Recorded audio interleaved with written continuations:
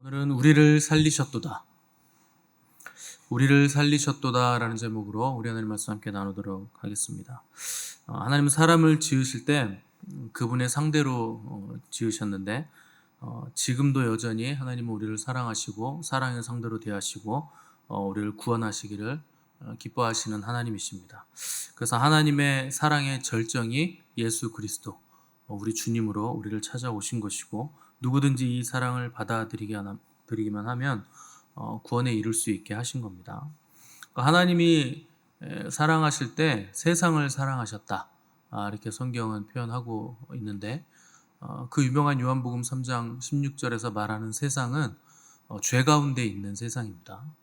죄가 없거나 훌륭하거나 하나님을 알고 사랑해서 하나님을 따르는 세상 말하는 게 아니고, 죄 가운데 있는 세상을 하나님이 사랑하셔서 독생자 아들 예수 그리스도를 우리에게 보내셨다는 겁니다.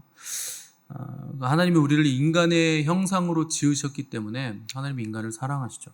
인간의 사람의 형상으로 지으신 게 아니고 하나님의 형상으로 지으셨기 때문에 우리를 사랑하신다는 겁니다. 하나님의 형상이라는 말은 굉장히 관계적인 말이에요. 하나님이 하나님의 형상을 가진 어떤 존재를 지으셨다는 건 하나님과 동등한 존재를 지으셨다는 것이고, 하나님과 방불한 존재를 지으셨다는 것인데, 왜 그런 존재를 지으셨느냐? 하나님과 사랑할 수 있는 존재를 지으셨다는 거예요. 사랑이라는 건 위아래가 없습니다. 여러분, 나이가 아무리 차이가 많이 나도 사랑하면 그냥 이퀄이에요. 동등이에요. 그냥 나이가 많은데도 건방지게 반말하잖아요. 싸우면 야 네가 어쩌고 저쩌고 이러고, 장난칠 때도 반말하고, 결혼하면 그냥 동등하죠. 보통 남자들이 나이가 되게는 많은데 여자들이 더 어른 행세를 합니다. 결혼하면 이상하죠. 나이 차이가 의미가 없어요. 사랑이란 그런 겁니다. 위로 높아도 상관없고 아래도 낮아도 상관없는 게 사랑이죠. 사랑은 동등한 존재가 자율성을 가지고 서로를 향한 사랑을 서로 표현하는 거죠. 하나님의 형상이란 건 지극히 관계적인 겁니다. 사람뿐 아니라 온 우주 만물을 하나님이 지으신 이유는 사랑 때문에 지으신 겁니다. 그래서 우리를 그 만물을 통해서 사랑할 수 있게 하시려고 만물을 지으셨고, 또 사랑 안에서 거룩하고 흠이 없게 하시려고 우리를 택하셨다 하는 것이죠. 그래서 만물은 결국 사랑이 되면 다 사라집니다. 그럼 뭐만 남느냐? 사랑만 남는 거예요. 사랑은 영원한 거기 때문에 하나님을 사랑하는 존재들만 영원히 남게 된다는 겁니다.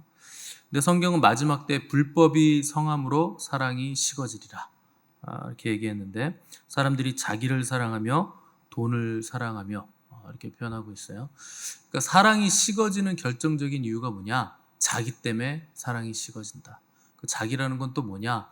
돈 때문에 자기를 강화시키느라 사랑이 식어진다는 거예요. 결국 돈이라는 거 자기 사랑의 결정체고, 자기 사랑이라는 건 하나님을 향한 사랑이 식어지게 하는 불법이다 이렇게 표현을 하고 있다는 겁니다. 사랑의 반대편에 있는 게 미움이나 원망이 아니라 돈이라는 거, 그리고 자기라는 거, 이게 너무나 놀라운 계시죠. 그래서 교회가 돈을 쫓아가거나 자의식을 강화시키는 어떤 거를 하는 것은 교회 안에서 사랑을 찾을 수 없게 만드는 것이고, 사랑이 사라지게 만드는 거예요. 그래서 제가 체육대회 같은 거 잘 안 합니다. 그거는 자의식을 강화시켜요. 기를 쓰고 이기려고 하잖아요. 목사들도 월요일날 쉬는 날이라고 몰려다니면서 탁구 치고 막 축구하고 이러시는 분들이 있는데, 그 심판 보는 목사님 죽을라 그럽니다. 아주 그게 선이 나갔네, 아웃이네, 파울이네, 아니네, 목사님들이 막 싸워요. 바로 전날 주일날 강단에서 거룩하게 설교해 놓고서 네가 잘못했네, 내가 잘못했던 축구하면서 싸웁니다. 심판 보시는 목사님은 아주 죽을 맛이죠. 그런 거 하지 말라는 거예요. 자의식을 강화시키는 거 하지 말라는 겁니다. 목사들은 져줘야 되는 존재거든요. 기본적으로 기를 쓰고 이기려고 하는 거, 물론 스포츠라는 이름으로 하는 거지만 그게 내 자의식을 강화시키는 거예요. 어떻게든지 이겨먹으려고 하는 거.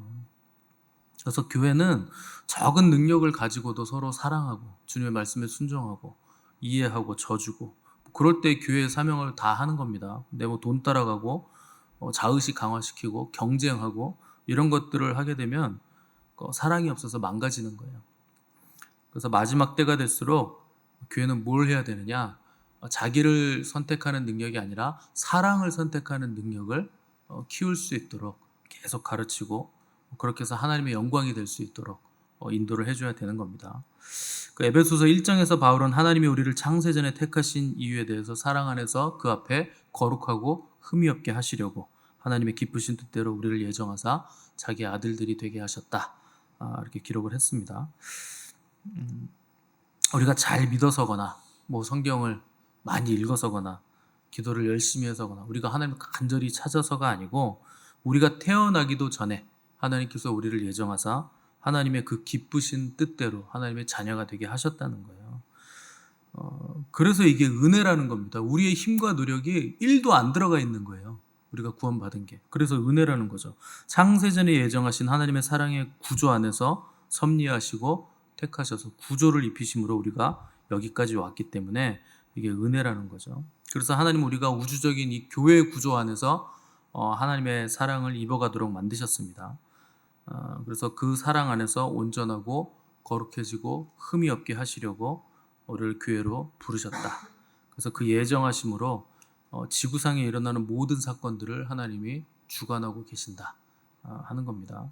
그래서 교회의 구조를 주신 이유가 굉장히 큰 이유를 가지고 있기 때문에 어찌하든지 여러분들은 교회 구조 안에서 사랑을 입어야 됩니다. 근데 교회 구조 안에 있으면 괴로워요. 그 볼 꼴 못 볼 꼴을 다 봐야 되잖아요. 사람도 보기 싫고 저런 짓 하는 거 아주 거슬리고, 근데 그거를 보지 않고 그 안에 있지 않으면 사랑을 못 입습니다. 불가능합니다. 특별히 가정에서도 결혼을 하지 않으면 사랑을 입지 못합니다. 그래서 반드시 결혼을 하셔야 되고 반드시 교회 구조 안에 있어야 됩니다. 그래서 가난한 성도들, 하나님은 믿는데 교회는 안 나가, 그런 사람들은요 사랑을 입지 못해요. 교회 구조 안에 없기 때문에. 교회라는 건 그냥 집에서 예배 드리면 예배고 교회죠. 그렇게 해서 교회가 안 돼요. 교회의 구성 요소가 있습니다. 예수님이 교회를 제정하실 때 몇 가지를 주셨어요. 가장 중요한 것은 성만찬이죠. 성만찬을 하지 않으면 교회가 될 수 없습니다. 근데 성만찬은 목사만 집도할 수 있는 거예요. 가정에서 우리가 성만찬 할 수 없는 겁니다. 함부로. 그리고 또 하나 중요한 게 있는데 세례가 있죠. 그 세례와 성만찬 이 두 가지가 굉장히 중요한 예식인데 가정에서 교회 드리는 사람들은 그걸 할 수 없습니다. 그리고 교회 구조 안에 그 권세자 아래서 권세자를 통해서 말씀 공급을 받지 않으면 순종할 수 있는 방법이 없어요. 그래서 반드시 교회 구조 안에서 힘들더라도 그 안에서 사랑을 입는 것을 하나님은 요구를 하고 계신 거죠. 그래서 사랑의 섭리 안에서 우리에게 일어나는 모든 일들은 다 사랑을 입어 가는, 그리고 서로 사랑할 수 있는 기회를 주시는 하나님의 섭리고 은혜다 하는 걸 아셔야 됩니다. 그래서 사랑하는 데는 다른 조건 필요 없습니다. 세상에는 많은 조건들이 필요하죠. 공부를 많이 하거나 돈을 많이 있거나 스펙이 좋거나 이런 거 따지는데 사랑은 그런 거 없습니다. 사랑은 가난해도 할 수 있고요, 비천해도 할 수 있고요, 신분이 달라도 할 수 있고요, 공부를 많이 할 필요도 없고 돈도 많이 필요 없고 큰 집도 필요 없고 큰 차도 필요 없어요. 사랑을 하기 위한 조건은 딱 하나예요. 먼저 하나님의 사랑을 부음받는 겁니다. 그러면 사랑할 수 있게 됩니다. 우리는 내가 느끼는 사랑이니까 내가 사랑한다고 자꾸 착각하시는데 우리 안에는 사랑이 없습니다. 우리 힘으로는 사랑을 못해요. 왜냐하면 우리는 죄로 인해서 타락한 존재들이기 때문에 원래는 우리 힘으로 스스로 사랑할 수 없는 존재들인데 하나님이 우리에게 사랑을 부어주시기 때문에 우리가 사랑할 수 있게 된 겁니다. 그래서 사랑을 하기 위한 가장 근본적인 몇 가지 중요한 조건은 하나님과의 사랑 안에서 먼저 내가 누구인가를 아는 거예요. 그래서 하나님의 사랑을 받는 존재로서 내가 누구인가 하는 자기 정체성이 있어야 되고, 그 사랑을 받은 나의 존귀함을 깨달아야 그 다음에 내가 이웃도 사랑할 수 있게 되는 겁니다. 이 사랑이 없으면, 하나님의 사랑이 없으면 내가 한다고 하는 그 모든 사랑들은 다 왜곡됩니다. 사랑한다고 사랑하는데 상대에게는 사랑이 아닌 게 되는 거예요. 그러면 이상한 관계가 됩니다. 여러분들 자녀들을 사랑하는데 내 방법대로 사랑하잖아요. 그럼 자녀들이 나중에 뭐라 그럽니까? 엄마가 나한테 해준 게 뭐 있어? 그 왜 그럽니까? 평생 다 헌신했는데 자녀 위해서 죽고 헌신하고 그렇게 열심히 일하고 다 키워놨는데 왜 해준 게 없다고 합니까? 자기의 사랑의 방법으로 사랑해서 그래요. 자녀의 사랑은, 자녀가 원하는 사랑은 그게 아닌데, 부모는 내가 어렸을 때 이거 못했으니까 내 자녀한테는 이거 해줘야지. 그게 사랑이라고 착각하는 겁니다. 그런 걸 원하지 않습니다. 자녀가 원하는 사랑은 따로 있는 거죠. 그러니까 우리는 하나님의 사랑을 부음받지 못하고 하나님 앞에서 내가 얼마나 존귀한 자인가 하는 것을 깨닫지 못하기 때문에 다른 사람들을 사랑할 때 왜곡된 사랑, 또 거친 사랑, 내 방식의 사랑을 하기 때문에 전부 다 사랑이 잘못된 사랑으로 가는 겁니다. 그래서 사랑이라는 건 근본적으로 자유라는 게 있어야 돼요. 그리고 자발성이 있어야 됩니다. 자발성이 없는 사랑은 그건 사랑이 아니죠. 무서운 거죠. 너는 나만 사랑해. 묶어놓고 사랑하라 그러는 건 사랑이 될 수 없잖아요. 그래서 먼저 내가 자발성이 있어야 되고, 자발성이 있으려면 자유가 있어야 돼요. 그래서 자유하지 않으면 다른 사람을 사랑할 힘을 얻을 수 없고, 내 마음이 지옥이면 누구도 사랑할 수 없는 거죠. 그래서 내가 힘을 주면 그건 사랑의 구조가 되는 게 아니고 인위적인 구조가 됩니다.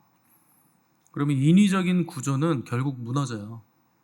인간이 만든 모든 건 무너집니다. 영원한 게 아니기 때문에. 바벨탑도 결국 무너집니다. 아무리 높게 쌓아도, 아무리 견고하게 쌓아도 결국 다 무너져요. 인위적인 거. 그래서 높이 올라가고 많이 모을수록 크게 무너지는 게 인간의 구조죠.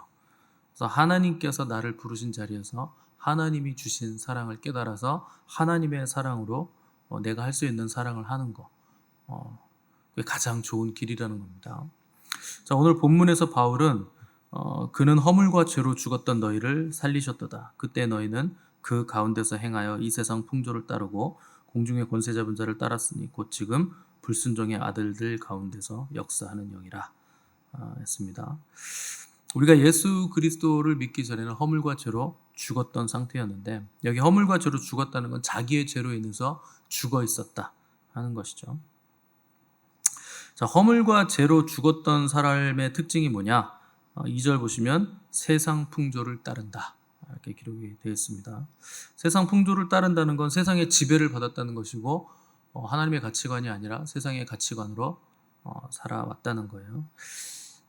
그래서 하나님을 믿은 사람들도 세상 풍조가 다 빠지지 않아서 하나님을 믿는데도 세상의 방식으로 믿으시는 분들 많습니다. 그리고 교회 안에서 사람들과의 관계성 안에서도 세상의 방식으로 사고하고 생각하고 반응하느라 좋은 관계를 맺지 못하는, 덕스러운 관계를 맺지 못하고 열매가 별로 생기지 않는 분들이 꽤 많습니다. 그래서 세상 풍조를 벗어나는 거, 이거 굉장히 중요한 겁니다. 세상의 풍조라는 건 십자가를 지지 않는 거예요. 그리고 좁은 문으로 가지 않는 거죠. 예수님이 걸어가신 길과 반대되는 성향을 가지고 가는 성향, 이게 세상 풍조입니다. 진리보다 불의를 택하고 빛보다 어둠을 택하는 거. 그래서 그 안에서 발버둥 치지만 구원과는 전혀 관계없는 삶을 살게 되는 것이 세상 풍조죠. 세상 풍조의 대표적인 그 풍조는 죄에 대한 애통함이 없는 겁니다. 그 죄를 지으면서도 애통함이 없는 거예요. 그 아담과 하와가 죄를 지었을 때 그 죄에 대한 애통함을 느꼈다는 부분은 찾을 수가 없어요. 아담과 하와가 죄를 지어서 반응이 어떤 거였냐? 자기의 수치를 가리기에만 급급했던 거지 죄에 대한 애통함은 찾아볼 수가 없었다는 겁니다. 오늘날도 마찬가지죠. 세상은 죄에 대한 애통함이 없죠. 자기의 수치를 가리는 거, 이거에만 급급한 거죠. 근데 우리의 수치는 우리가 가릴 수 있는 게 아닙니다. 주님이 가려주셔야 되는 거지. 그래서 나뭇잎으로 아담과 하와가 자기들의 수치를 가렸으나 금방 말라서 없어질 방법이죠. 죄는 그렇게 가려지는 게 아니에요. 우리가 가릴 수 있는 게 아니에요. 반드시 누군가의 피 흘림이 있어야 우리의 죄가 가려지기 때문에 하나님께서 가죽옷을 지어 입히셔서 가리신 거죠. 그래서 우리의 죄를 자복하고 애통할 때 주님이 우리의 허물, 수치를 가려주시는 거지 우리 스스로 가릴 수는 없는 겁니다. 그 바울은 로마서 12장 2절에서 너희는 이 세대를 본받지 말고 오직 마음을 새롭게 함으로 변화를 받아 하나님의 선하시고 기뻐하시고 온전하신 뜻이 무엇인지 분별하도록 하라 명령했는데, 이 세대를 본받지 말라는 거, 세상 풍조를 본받지 말라, 세상 풍조를 따르지 말라는 거죠. 그리고 나서 하나님의 뜻을 분별해라 이렇게 명령을 했는데, 모든 사람들이 궁금해하는 게 하나님의 뜻이거든요. 근데 하나님의 뜻을 분별하지 못하는 이유가 뭡니까? 하나님의 선하시고 기뻐하시고 온전하신 뜻은 도대체 무엇인가? 이걸 분별을 못하는 게 모든 그리스도인들의 딜레마잖아요. 왜 그걸 분별을 못하느냐? 이 세대를 본받아서 그래요. 이 세대 가치관을 따라가서 그래요. 그래서 이 세대를 본받지 말고가 먼저 선행돼야 되는 겁니다. 세상 풍조를 따르지 말아야, 이 세대를 본받지 말아야 하나님의 선하시고 기뻐하시고 온전하신 뜻이 무엇인지 분별이 가능하다 하는 것이죠. 그래서 우리가 세상 풍조, 세상의 가치관을 따라가는 한 하나님의 뜻을 분별할 수 없다. 그럼 내가 세상 풍조를 따르는지 하나님의 가치관을 따르고 있는지 어떻게 알 수 있는가? 여러분들이 하나님의 가치관, 세상을 뒤로하고 거부하고 성경적인 가치관으로 삶을 사시면 세상이 가만히 놔두지 않습니다. 공격해요. 그걸로 알 수 있어요. 영적으로 치열한 영적 전쟁이 있죠. 겉으로 드러나는 공격, 핍박은 없을 수 있어도 우리 내면 안에서 치열한 영적 전쟁이 일어납니다. 그래서 세상이 우리를 대할 때 호의적이면 성경은 뭐라 그러느냐? 그리스도인이 아니다. 이렇게까지 표현을 합니다. 세상에는 정의도 없고 진리도 없죠. 그래서 경건하게 살고자 하는 사람은 박해를 받으리라. 바울이 그렇게 기록을 한 겁니다. 그래서 하나님은 우리가 정의를 물같이 공의를 하수같이 흐르게 하라. 이렇게 아모스서에서 말씀하고 있죠. 정의와 공의가 어떻게 흐를까요? 그냥 흐르는 게 아닙니다. 정의와 공의를 흐르게 하려면 정의로운 사람이 있어야 돼요. 그 공의로운 사람이 있어야 됩니다. 그런 사람들이 있을 때만 정의와 공의가 흐르죠. 거룩한 사람이 되려면 거룩한 삶을 살아야죠. 그냥 되는 게 아니죠. 그래서 경건한 삶을 살려면 경건한 삶을 살아야 되는 것이고 당연한 겁니다. 하나님 사람 통해서 일하시기 때문에 정의와 공의를 이 땅에 흐르게 하라고 하실 때는 우리가 정의롭고 공의로운 사람이 되라는 뜻이에요. 그래서 가장 무서운 적은 자기 자신이죠. 정의 앞에서 공의 앞에서 타협하려고 하는 자기 자신이 가장 큰 우리의 적입니다. 마귀보다 무서운 게 자기 자신이에요. 그래서 자기를 이기려면 자기를 부인해야 됩니다. 근데 자기를 부인하는 가장 좋은 방법은 뭐냐? 말씀 앞에 내 의지를 꺾고 순종하는 것. 이게 가장 빠른 방법이고 가장 좋은 방법이에요. 삶에 일어나는 대부분의 문제들은 순종하지 않아서 생기는 문제들입니다. 순종하면 하나님이 다 책임져 주세요. 근데 우리는 순종을 너무 복잡하게 생각하죠. 말씀이 떨어지면 그냥 움직이는 게 순종입니다. 믿음이 생겨야 우리는 순종할 수 있겠다 이렇게 생각을 하시는데 아니에요. 순종하면 믿음이 생겨요. 순서가 반대예요. 하나님이 나에게 믿음 주고 사랑 주고 헌신하는 마음을 줘야 내가 뭘 하죠. 아닙니다. 자기를 부인하고 이를 악물고 순종을 하면 그때 믿음도 생기고 사랑도 생기고 헌신도 생기는 거예요. 사랑도 내 안에 사랑하는 마음이 있어야 사랑을 하죠. 이렇게 생각하시는데 반대입니다. 사랑하는 것처럼 움직이면 사랑이 생기는 거예요. 순서가 반대예요. 예전에 어떤 강박을 가진 사람이 종이만 보면 찢는 분이 계셨어요. 종이만 있으면 무조건 다 찢어요. 무슨 강박증이 있는 거죠. 책도 찢고 서류도 찢고 신문이든 뭐든 종이만 보면 다 찢는 거예요. 심지어 돈도 찢었습니다. 그래서 이 사람의 그 강박 버릇을 고치려고 이제 가족들이 아주 유명한 상담가, 상담 교수 막 찾아다녔죠. 그 사람들이 끊임없이 질문해요. 종이를 보면 어떤 느낌이 드세요? 혹시 어렸을 때 종이에 배웠나요? 이런 것들 계속 물어봅니다. 종이 말고 다른 걸 한번 부숴봐라. 이렇게 해보고. 근데 방법이 없어요. 다 허사입니다. 그래서 한 상담가가 이 문제를 한 5분 만에 해결했어요. 그 증상을 딱 듣더니 딱 한마디 했어요. 찢지 마세요. 그걸로 끝났습니다. 여러분, 순종이라는 건요, 복잡한 게 아닙니다. 하라 그러면 하면 되는 거예요. 하지 말라 그러면 그거 안 하면 되는 겁니다. 그 말씀이 떨어지면 그냥 실천하는 거죠. 근데 사탄은 우리를 굉장히 복잡하게 만들어요.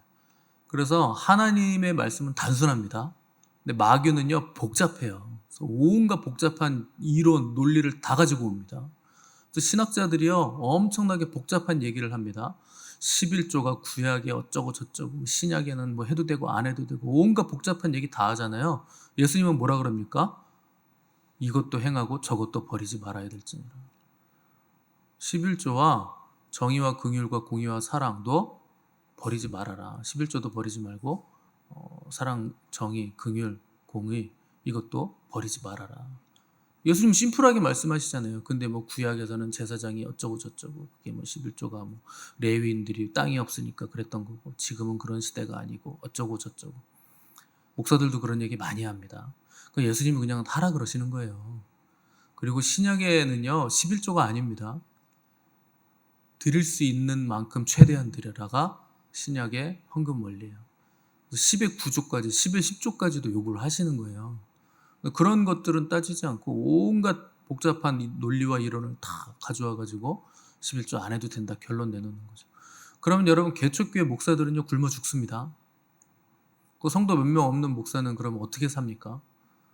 그럼 일하러 나가야 되는 거죠. 그럼 요새는 이중직을 많이 하니까 이래도 상관없지. 여러분 목사가 일하면요 여러분들이 그 교회 한번 다녀보세요.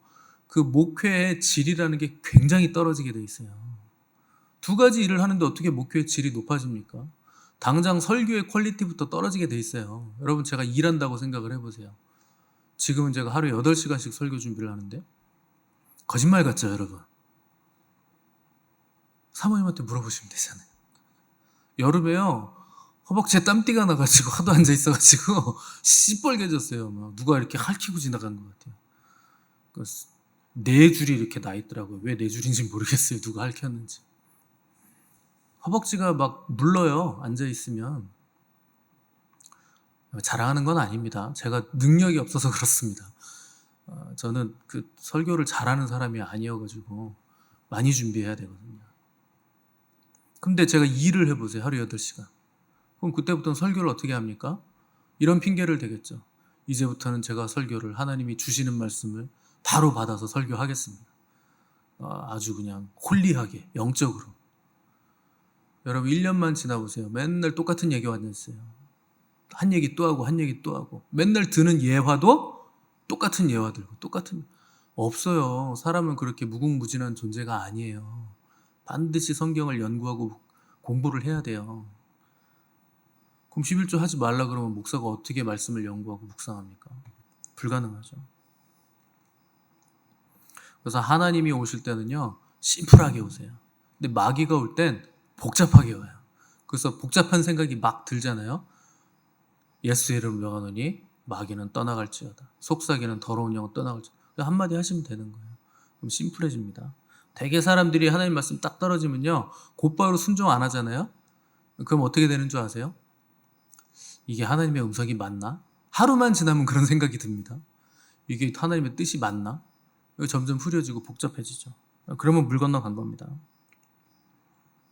문제는요 내가 할 수 있느냐 없느냐가 아니에요. 하나님의 말씀인가 아닌가, 해야 되는 일인가 하지 말아야 되는가. 할 수 있느냐 없느냐는 우리에게는 하등 문제가 아닙니다. 내 능력으로 하는 거 아니잖아요. 하나님의 능력으로 해주시기 위해서 하라고 하시는 거잖아요. 그거를 말씀하셨을 땐 해주시겠다는 거예요. 그냥 하면 되는 거죠. 여러분들이 과거에 어떻게 살았든지 간에 이제부터 여러분들이 순종의 길을 걸어가시면 여러분 위대한 인생을 살 수 있습니다. 나이에 상관없어요. 내가 가진 능력에 상관없어요. 여러분들 위대해질 수 있어요. 순종하시면 돼요. 하나님 붙드시면 누구나 위대한 삶을 살 수 있는 겁니다. 그래서 기적은 성경에만 있는 거 아닙니다. 나의 삶에서 직접 체험하는 거예요. 홍해 가르고 여리고 무너지고 골리앗 쓰러지는 거, 그거 남의 일 아니에요. 우리 일이에요. 하나님 우리와 함께 하실 때 우리의 삶 가운데서 일어나게 되는 일입니다. 하나님은 어제나 오늘이나 영원토록 동일하세요. 구약 때 그런 일을 행하셨다면 지금도 그런 일을 행하실 겁니다. 그래서 그때 역사하신 하나님이 오늘 나의 하나님이라 하는 것을 여러분 기억하시기 바랍니다. 우리는 뒤로 돌아갈 사람들 아니에요. 애굽으로 다시 못 돌아가요. 갈라졌던 홍해는 닫혔잖아요. 이제 다시 안 열려요. 퇴로를 차단하신 거죠. 너희들 다시 못 돌아간다. 그게 우리예요. 다시 불순종의 아들들, 공중권세 잡은 자 밑으로 돌아갈 수 없고 돌아갈 이유도 없죠. 하루를 우리에게 주셨다면 하루만큼 우리가 하나님께 순종할 수 있는 기회가 온 거죠. 하루만큼 하나님께 가까이 다가갈 수 있는 시간이 우리에게 열려진 겁니다. 오늘 우리에게 또 하루가 열려졌기 때문에 오늘 새롭게 열어주시는 길을 믿음으로 순종으로 나아가시는 복된 저 여러분들 되시기를 간절히 바랍니다.